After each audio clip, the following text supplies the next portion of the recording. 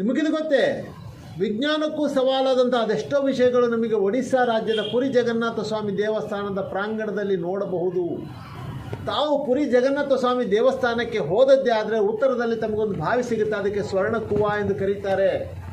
ಆ ಸ್ವರ್ಣ ಕುವಾದಲ್ಲಿ ವರ್ಷದ 365 ದಿನಗಳಲ್ಲಿ 364 ದಿನಗಳು ನೀರಿರಲ್ಲ, ಒಣ ಬಾವಿಯಾಗಿರುತ್ತೆ. ಒಂದು ಹನಿ ನೀರು ತಮಗೆ ಸಿಗಲ್ಲ.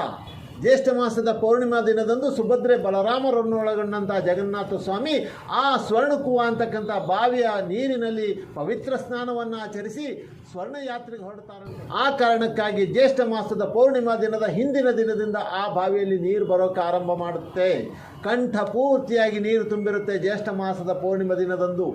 ಜ್ಯೇಷ್ಠ ಮಾಸದ ಪೌರ್ಣಿಮಾ ದಿನದಂದು 1800 ಕಲಶಗಳಿಂದ ಸುಭದ್ರೆ, ಬಲರಾಮ ಮತ್ತು ಜಗನ್ನಾಥ ದೇವರು ಪವಿತ್ರ ಸ್ನಾನವನ್ನು ಆಚರಿಸಿ ಸ್ವರ್ಣ ಯಾತ್ರೆಗೆ ಹೋಗ್ತಾರೆ. ಆ ಒಂದು ದಿನ ನೀರು ಎಲ್ಲಿಂದ ಬರುತ್ತೆ, ಎಲ್ಲಿಗೆ ಹೋಗುತ್ತೆ ಅನ್ನೋದನ್ನು ವಿಜ್ಞಾನಿಗಳು ಎಷ್ಟೆಲ್ಲ ಪ್ರಯತ್ನ ಪಟ್ಟರು ಅದನ್ನು ಹುಡ್ಕೋಕ್ಕಾಗಲಿಲ್ಲ. ಆ ದಿನ ವೈಕುಂಠದ ವಿರಜಾ ನದಿಯಿಂದ ನೀರು ನೇರವಾಗಿ ಆ ಬಾವಿಗೆ ಬಂದು ಸೇರುತ್ತೆ ಅನ್ನೋದು ಅಲ್ಲಿಯ ಅರ್ಚಕರ ಅಭಿಪ್ರಾಯ. ಈ ವಿಷಯ ತಮಗೆ ಉಪಯುಕ್ತ ಅನಿಸಿದರೆ ನನ್ನ ಖಾತೆಯನ್ನು ಸಬ್ಸ್ಕ್ರೈಬ್ ಮಾಡಿ.